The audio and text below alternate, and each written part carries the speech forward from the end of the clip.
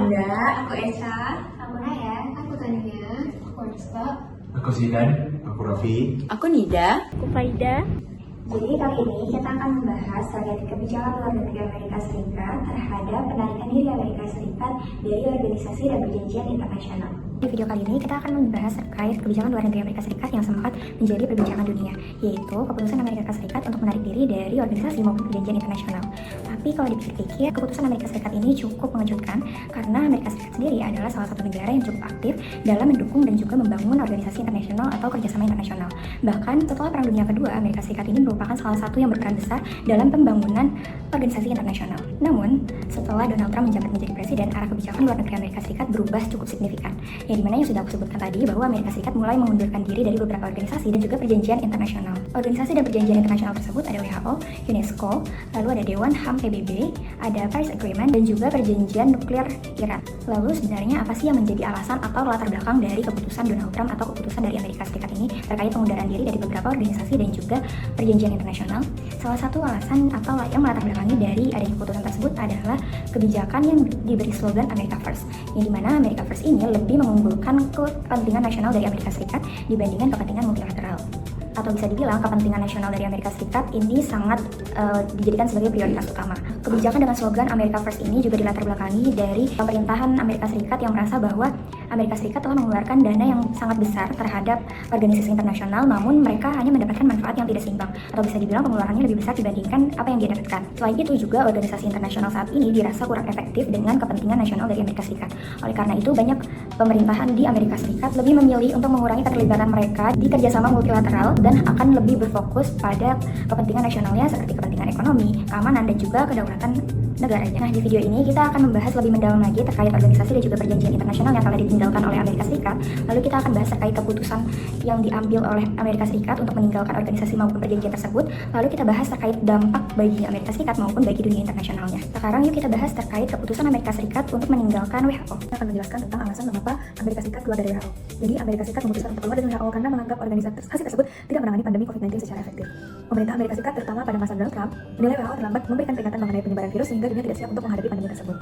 Selain itu juga alasan Amerika Serikat menuduh WHO terlalu berpihak pada Cina. Menurut Amerika Serikat, WHO terlalu percaya informasi dari Cina terkait dengan virus COVID-19 dan juga kurangnya transparan dalam menyampaikan fakta kepada dunia internasional. Alasan selanjutnya adalah masalah pendanaan, di mana Amerika Serikat ini adalah salah satu penyumbang terbesar di WHO. Pemerintah Amerika Serikat sudah merasa memberikan kontribusi yang sangat besar, tetapi organisasi tersebut dianggap tidak bekerja dengan secara efektif dan memberikan manfaat yang sebanding dengan dana yang dikeluarkan. Kemudian selanjutnya adalah apa yang dipermasalahkan oleh Amerika Serikat. Ada beberapa hal yang menjadi kritik utama Amerika Serikat terhadap WHO. Yang pertama adalah kurangnya transparansi dalam menangani informasi COVID-19. Kedua adalah diduga terlalu dekat dengan Cina sehingga keputusan WHO dianggap tidak sepenuhnya netral. Yang ketiga, respon yang lambat terhadap penyebaran virus sehingga membuat beberapa negara ini terlambat mengambil tindakan untuk pencegahan. Dan yang terakhir adalah pengelolaan organisasi yang dinilai kurang efektif meskipun menerima dana yang besar dari negara-negara anggota. Kemudian adalah dampak singkat penarikan Amerika Serikat. Keputusan Amerika Serikat keluar dari WHO membawa beberapa dampak penting, antara lain adalah WHO kehilangan salah satu penyumbang dana terbesar mereka, sehingga beberapa program kesehatan global berpotensi untuk mengalami kekurangan anggaran. Kemudian kerjasama internasional dalam bidang kesehatan menjadi terganggu, terutama dalam penelitian, distribusi vaksin, dan juga penanganan pandemi. Kemudian adalah kepemimpinan Amerika Serikat dalam isu kesehatan global semakin menurun, sementara di negara lain, termasuk China, memiliki peluang lebih besar untuk meningkatkan pengaruh di WHO. Dan yang terakhir adalah keputusan ini memicu perdebatan internasional karena banyak negara menilai bahwa saat terjadi pandemi, kerjasama global lebih dibutuhkan daripada menarik diri dari organisasi internasional. Jadi Amerika Serikat hanya keluar di WHO saja. Tetapi pada faktanya Amerika Serikat itu juga keluar di berbagai organisasi internasional. Salah satunya adalah UNESCO. Jadi UNESCO ini adalah suatu organisasi yang berfokus kepada kebudayaan dan juga pendidikan. Nah, di tahun 2018 di bawah kepemimpinan Donald Trump, Amerika Serikat itu memutuskan untuk out dari UNESCO dikarenakan beberapa sebab. Yang pertama yaitu disebabkan oleh UNESCO itu tidak lagi mendukung ataupun tidak lagi sejalan dengan Israel, atau bisa dibilang UNESCO itu dengan kebijakannya merugikan Israel. Nah, yang kedua, Amerika Serikat itu memandang bahwasannya UNESCO tidak lagi sejalan dengan kepentingan nasional Amerika Serikat itu sendiri. Selain dari UNESCO tadi, Amerika Serikat juga pernah tahu keluar dari Dewan HAM PBB pada bulan Juni 2016, yang mana pada saat itu bertepatan Amerika Serikat dipimpin oleh Presiden Donald Trump dari pertama. Alasan dan dampak keluarnya Amerika Serikat dari Dewan HAM PBB atau UNHRC yaitu karena menganggap badan tersebut gagal direformasi, tidak kredibel, dan kehilangan transparansi. Nah, ada 3 poin utama, alasan utama Amerika Serikat keluar dari Dewan HAM PBB. Yang pertama adalah bias anti-Israel. Amerika Serikat dinilai Dewan memiliki fokus yang tidak proporsional dan tidak adil dalam mengkritik Israel, di mana Israel adalah sekutunya Amerika Serikat. Yang kedua, keanggotaan yang bermasalah. Banyak negara anggota yang justru memiliki rekam jejak anggaran HAM yang buruk. Yang ketiga, standar ganda. Dewan dianggap mengabaikan pelanggaran berat di negara seperti Kuba dan Venezuela, namun agresif menyerang sekutu Amerika Serikat yaitu Israel tadi. Nah, ada pun 3 dampak Amerika Serikat keluar dari Dewan HAM PBB, yaitu yang pertama, kehilangan pengaruh. Amerika Serikat kehilangan hak suara untuk memblokir resolusi yang mementingkan kepentingannya dan sekutunya. Yang kedua, peluang bagi rival. Ketidakhadiran Amerika Serikat di Dewan HAM PBB memberikan keleluasaan bagi Cina dan Rusia untuk menyetir narasi HAM global. Yang ketiga, citra negatif. Amerika Serikat menuai kritik internasional karena dinilai merusak legitimasi sendiri sebagai pembela HAM dan abai terhadap krisis global. Nah, kalian tahu gak sih kalau Amerika Serikat pernah keluar dari perjanjian iklim terbesar di dunia, yaitu perjanjian Paris Agreement. Tapi sebenarnya kenapa sih Amerika sampai mengambil keputusan tersebut? Jadi, Paris Agreement merupakan perjanjian internasional yang bertujuan mengatasi perubahan iklim melalui pengurangan emisi gas rumah kaca. Namun, pada masa pemerintahan Donald Trump, Amerika Serikat memutuskan untuk menarik diri dari perjanjian ini. Keputusan tersebut diambil karena pemerintah Amerika menilai bahwa target pengurangan emisi yang ditetapkan dalam Paris Agreement berpotensi menghambat pertumbuhan industri dalam negeri, meningkatkan biaya produksi, serta mengurangi lapangan pekerjaan, khususnya di sektor energi dan manufaktur. Selain itu, pemerintahan juga beranggapan bahwa kebijakan lingkungan seharusnya disusun berdasarkan kondisi ekonomi nasional, bukan berdasarkan komitmen internasional yang dinilai dapat mengurangi daya saing Amerika Serikat. Dengan kata lain, keputusan ini mencerminkan upaya pemerintah untuk lebih mengutamakan kepentingan nasional dibandingkan komitmen global dalam isu perubahan iklim. Namun, Paris Agreement bukanlah satu-satunya kerjasama internasional yang ditinggalkan oleh Amerika Serikat. Masih ada beberapa organisasi dan perjanjian internasional lainnya yang juga menjadi bagian dari kebijakan tersebut. Bayangkan sebuah meja perundingan besar isinya puluhan negara menandatangani kesepakatan agar dunia tetap aman, tetap stabil, dan tetap bisa dipercaya. Namun tiba-tiba salah satu kursi besar ini kosong. Amerika berdiri dan pergi. Ini bukan terjadi sekali. Ini sudah menjadi pola. Tahun 2015, dunia bernafas lega. Setelah bertahun-tahun negosiasi alut Iran dan 6 kekuatan besar seperti Amerika Serikat, Inggris, Prancis, Rusia, Cina, dan Jerman akhirnya sepakat. Namanya Joint Comprehensive Plan of Action. Iran membatasi drastis program pengayaan uraniumnya dan sebagai gantinya, sanksi ekonomi yang mencekik dicabut. Tapi 3 tahun berikutnya semuanya berubah. Pada Mei 2018, Presiden Donald Trump menyatakan Amerika Serikat menarik diri secara sepihak.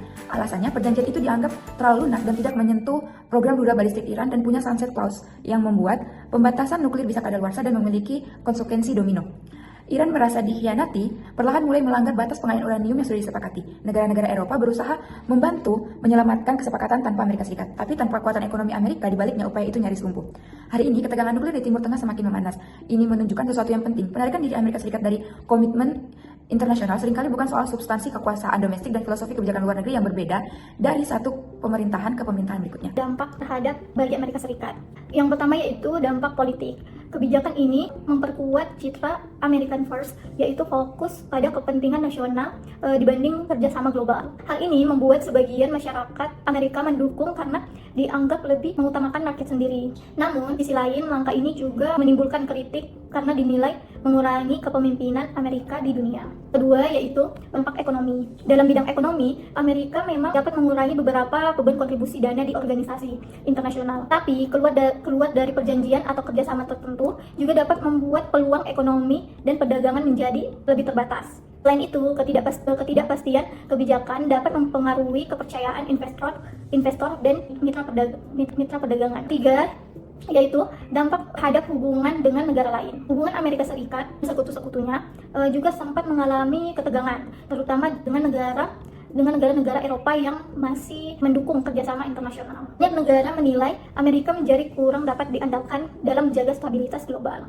Secara keseluruhan, kebijakan menarikan diri ini memberi keuntungan pendek bagi kepentingan domestik, tetapi juga beresiko mengurangi pengaruh Amerika Serikat di tingkat global. Nah, masuk pada pembahasan, jadi apa sih dampaknya bagi dunia? Jadi setelah Amerika Serikat itu menarik diri dari beberapa organisasi dan juga perjanjian internasional, dampaknya itu tidak hanya dirasakan oleh Amerika sendiri, melainkan juga dirasakan oleh dunia. Nah, jadi akan saya bagi menjadi 3 poin.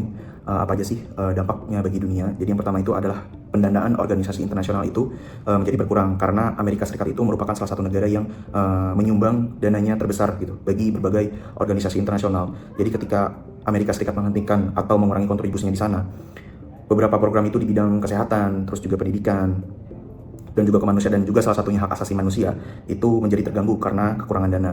Lalu yang kedua, kerjasama global menjadi kurang efektif. Nah, karena banyak persoalan dunia seperti salah satunya perubahan iklim, terus juga pandemi, terus juga keamanan internasional itu sendiri. Nah, itu membutuhkan kerjasama antar negara pastinya. Ketika salah satu negara dengan pengaruh terbesar memilih keluar, nah upaya untuk menyelesaikan masalah-masalah tersebut itu menjadi lebih sulit dan koordinasinya antar negara itu juga semakin melemah. Lalu yang ketiga, muncul peluang bagi negara lain. Nah, salah satunya negara Cina atau Tiongkok. Nah, negara Cina itu untuk memperluas pengaruhnya ya. Saat Amerika mengurangi perannya di organisasi internasional, Cina itu justru malah semakin aktif meningkatkan kontribusi dan juga memperkuat posisinya di sana.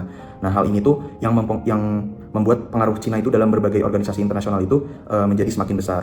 Nah, jadi kebijakan Amerika Serikat untuk menarik diri dari berbagai organisasi dan tidak hanya berdampak pada negaranya sendiri, melainkan juga itu mengaruhi dari mulai pendanaan organisasi, terus juga efektivitas kerjasama global, lalu juga keseimbangan pengaruh negara-negara besar di dunia, seperti itu. So, yang kita bisa simpulkan dari video ini adalah keputusan Donald Trump untuk mengundurkan Amerika Serikat dari organisasi, institusi, dan traktat internasional. Ini seperti WHO, UNESCO, Dewan Keamanan PBB, JCPOA, Open Skies Treaty, dan Perjanjian Paris. Ini didasarkan oleh doktrin America First yang diadopsi oleh Donald Trump pada masa jabatan presidennya yang pertama dan kedua. Dan doktrin tersebut secara singkat menyatakan bahwa kepentingan Amerika Serikat lebih diutamakan daripada kepentingan aktor lain. Dan dari doktrin tersebut bisa dilihat dengan 3 alasan utamanya atas mengapa Amerika Serikat mengundurkan diri dari organisasi dan traktat perjanjian internasional tersebut. Yang pertama adalah beban yang dialami oleh Amerika Serikat. Yang kedua, bagaimana perjanjian dan organisasi tersebut menentang kebijakan Amerika Serikat, kepentingan nasional Amerika Serikat. Dan yang ketiga, bagaimana organisasi atau traktat tersebut bersifat tidak adil terhadap Amerika Serikat. Dan pada masa Joe Biden, setelah masa jabatan Trump yang pertama, keputusan Donald Trump untuk mengundurkan diri ini dibalikan lagi, di mana Amerika Serikat bergabung lagi ke Dewan Keamanan PBB, ke UNESCO, dan ke WHO. Tapi sekarang, pada tahun 2026, masa jabatan Trump yang kedua, keputusan mengundurkan Amerika Serikat dari organisasi dan traktat internasional ini kembali lagi, di mana Amerika Serikat mengundurkan diri dari WHO dan juga Perjanjian Paris, dan juga bagaimana JCPOA dan Open Skies Treaty ini sama sekali belum masuk. Dan pada akhir tahun ini 2026, Amerika Serikat akan mengundurkan diri dari UNESCO, dan dampak tersebut menyebabkan kerjasama internasional melemah, dana organisasi internasional juga menurun, dan ruang internasional yang dulunya didominasi oleh Amerika Serikat diisi lagi oleh Republik Rakyat Cina. Manuver ini menegaskan kedaulatan nasional Amerika Serikat, namun juga menegaskan ketegangan antara Amerika Serikat dengan sekutunya. Itu bagian kesimpulan yang disampaikan oleh saya. Nah teman-teman, ternyata banyak juga ya dampak dari keluarnya Amerika Serikat dari organisasi dan juga perjanjian internasional.